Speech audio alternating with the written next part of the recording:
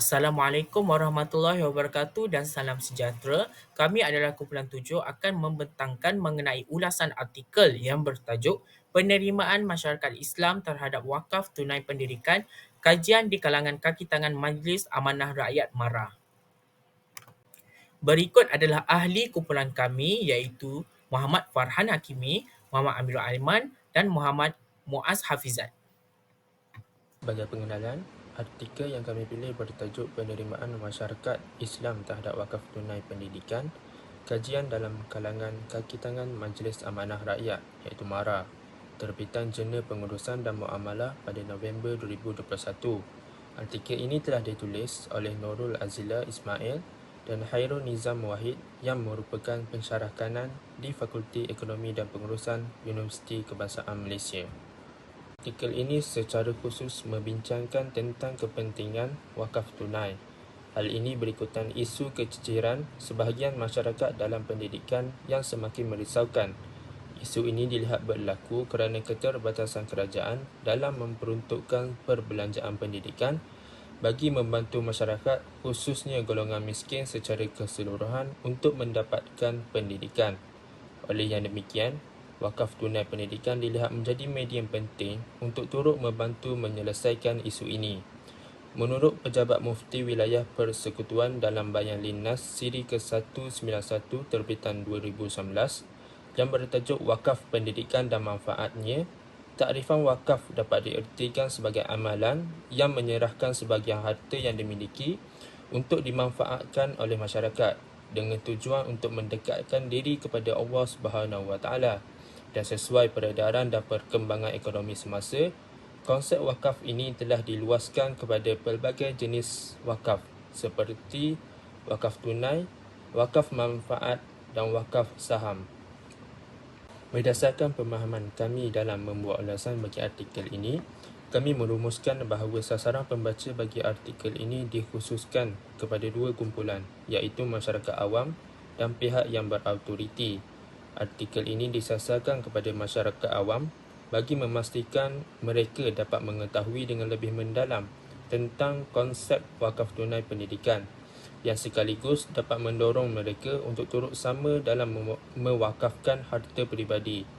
Manakala kepada pihak yang bertanggungjawab seperti Majlis Agama Islam setiap negeri adalah untuk membantu mereka dapat mengenal pasti kaedah terbaik dalam mempromosi maklumat tentang wakaf tunai pendidikan kepada masyarakat.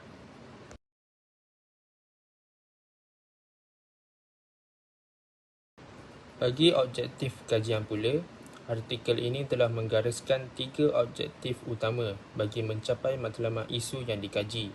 Antaranya termasuklah mengkaji tahap penerimaan kaki tangan MARA terhadap amalan wakaf tunai, mengkaji medium promosi yang sesuai untuk menyampaikan maklumat tentang wakaf tunai dan mengkaji penerimaan kaki tangan MARA terhadap amalan wakaf tunai berdasarkan kumpulan pendapatan dan grade jawatan. Secara ringkasnya, ketiga-tiga objektif ini adalah bertujuan untuk mengukur sejauh mana kefahaman dan pengetahuan kaki tangan MARA tentang wakaf tunai pendidikan dan bagaimana caranya untuk menjadikan promosi wakaf tunai ini lebih berkesan kepada masyarakat. Bagi metodologi kajian, kajian ini telah menggunakan kaedah pensampelan dan kaedah analisis data. Bagi kaedah pensampelan, pemilihan sampel adalah mewakili populasi secara keseluruhan. Kajian ini menggunakan kaedah soal selidik secara atas talian menggunakan Google Form untuk mengumpul maklumat dan respon daripada responden. Kajian ini berjaya mengumpul sampel sebanyak 116 orang untuk dianalisis dan soalan dibahagikan kepada 5 bahagian. Yang kedua adalah kaedah analisis data, di mana kaedah analisis data adalah satu kaedah yang melibatkan pengumpulan, penyusunan dan penafsiran data untuk menjawab soalan penyelidikan. Analisis data dapat dilakukan dengan menggunakan analisis deskriptif yang meliputi nilai kekerapan, peratusan, min, sisihan piawai dan ralat piawai. Baiklah, seterusnya adalah hasil atau dapatan kajian. hasil kajian mendapati bahawa daripada 114 responden adalah merupakan 53 orang lelaki dan 61 orang perempuan, manakala umur responden pula adalah 21 tahun hingga 30 tahun adalah seramai 10 orang, manakala seterusnya adalah 31 hingga 40 tahun adalah seramai 62 orang, 41 tahun hingga 50 tahun adalah seramai 33 orang, dan yang terakhir adalah 51 tahun dan ke atas adalah seramai 9 orang. Baiklah, seterusnya adalah status perkahwinan, iaitu bujang adalah seramai 27 orang, berkahwin adalah seramai 73 orang, dan duda atau janda adalah seramai 14 orang. Baiklah, seterusnya adalah pendidikan akademik tertinggi, iaitu SPM dan ke bawah adalah seramai 10 orang, STPM, diploma dan matrikulasi adalah seramai 38 orang, sarjana muda adalah seramai 40 orang, serta sarjana dan ke atas adalah seramai 26 orang. Manakala seterusnya bagi anggaran pendapatan, iaitu RM4,360 dan ke bawah adalah seramai 27 orang, RM4,361 hingga RM9,619 iaitu adalah seramai 73 orang, dan RM9,620 dan ke atas adalah seramai 14 orang. Manakala bagi grade jawatan pula, grade 29 dan ke bawah adalah seramai 49 orang, grade 30 hingga grade 41 adalah seramai 33 orang, grade 42 hingga grade 51 adalah seramai 27 orang, dan grade 52 dan ke atas adalah seramai 5 orang. Baiklah, seterusnya, berdasarkan jadual 2 iaitu jadual berkaitan zakat dan wakaf menunjukkan item membayar zakat pendapatan memperoleh hasil seramai 81 orang yang menjawab ya, manakala 33 orang menjawab tidak. Item pengetahuan wakaf tunai menunjukkan seramai 20 orang yang menjawab ya, manakala 94 orang menjawab tidak. Item membayar wakaf tunai menunjukkan seramai 14 orang menjawab ya dan 100 orang lagi menjawab tidak. Seterusnya, berdasarkan jadual 3, medium paling diminati untuk mempromosikan wakaf tunai adalah laman sesawang atau media sosial dengan medium diminati setinggi 3.74. Seterusnya diikuti oleh medium televisyen dan radio yang masing-masing pada 3.68 dan 3.61. Ianya terus diikuti oleh akhbar lain-lain dan Twitter rakan yang masing-masing pada 3.46, 3.24 dan 3.20.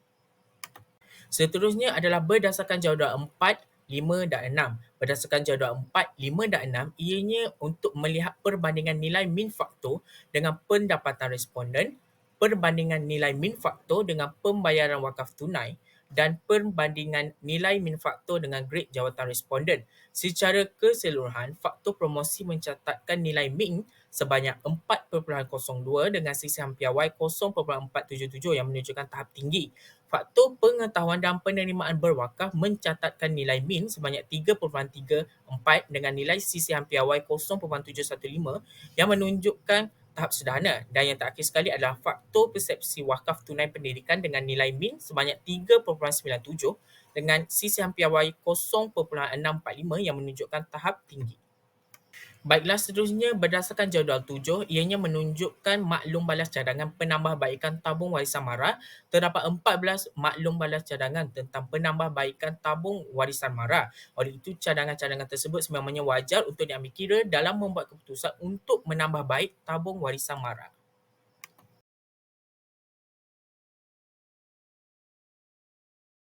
Seterusnya adalah bagi kelebihan dan kekuatan artikel ini.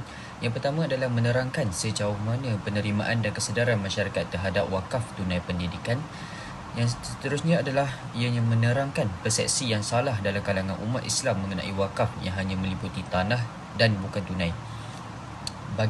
Seterusnya adalah isu dan cabaran juga dijelaskan dalam artikel ini agar potensi wakaf dapat diterokai lagi. Seterusnya adalah artikel ini juga menggunakan sumber data prima. Sumber data prima adalah sumber yang dipercayai dan berhubungan secara langsung dengan realiti dunia sebenar. Seterusnya, setelah penelitian dan pembacaan penuh dilakukan terhadap artikel ini secara keseluruhan, kami dapat menyimpulkan terdapat beberapa kelemahan daripada artikel ini, di mana kami mendapati kajian ini hanya menggunakan responden dari satu entiti sahaja, iaitu Majlis Amanah Rakyat. Selain bilangan respondennya yang juga kecil, iaitu hanya seramai 116 responden. Hal ini telah menjadikan kajian ini secara keseluruhan tidak dapat mewakili masyarakat Malaysia, sekaligus menyebabkan hasil dapatan kajian artikel ini terbatas hanya untuk organisasi kajian sahaja, iaitu MARA. Baiklah, seterusnya adalah isu relevan atau menarik. Artikel ini telah mengupas wakaf tunai pendidikan yang sebenarnya adalah satu isu yang relevan atau menarik pada masa kini. Ianya adalah kerana wakaf merupakan satu instrumen ekonomi yang mampu membangunkan ekonomi ummah secara keseluruhan dan membentuk keterangkuman ekonomi tanpa diskriminasi strata. Yang kedua adalah kualiti pendidikan masyarakat meningkat dengan adanya pelbagai kemudahan yang baik dan lengkap terutamanya untuk golongan miskin. Seterusnya menerangkan mengenai signifikan faktor yang mempengaruhi tahap penerimaan dan pengetahuan wakaf tunai, iaitu faktor promosi, faktor pengetahuan dan penerimaan berwakaf serta faktor persepsi wakaf tunai pendidikan. Dan ianya seterusnya juga berjaya menghubung kaitkan kajian dengan isu semasa seperti memberi cadangan yang ideal bagi meningkatkan lagi persepsi dan penerimaan masyarakat terhadap wakaf tunai pendidikan.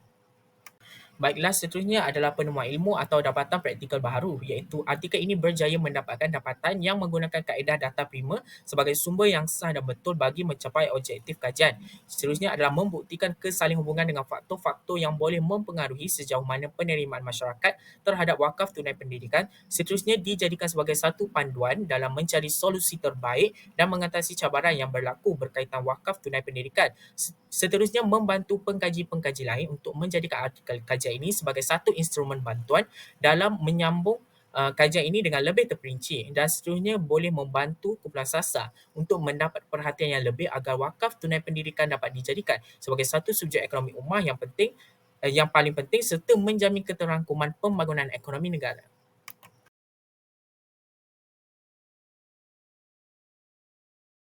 Seterusnya adalah kesimpulan, masyarakat Islam masih kurang menyedari bahawa pentingnya wakaf tunai untuk pendidikan.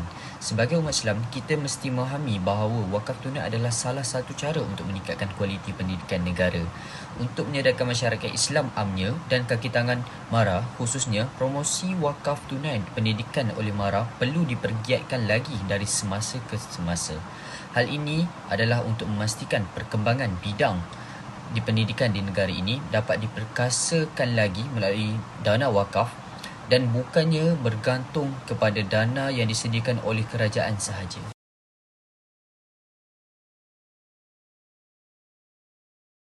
Baiklah, akhir sekali artikel ini juga mencadangkan beberapa cadangan, iaitu pelaksanaan promosi.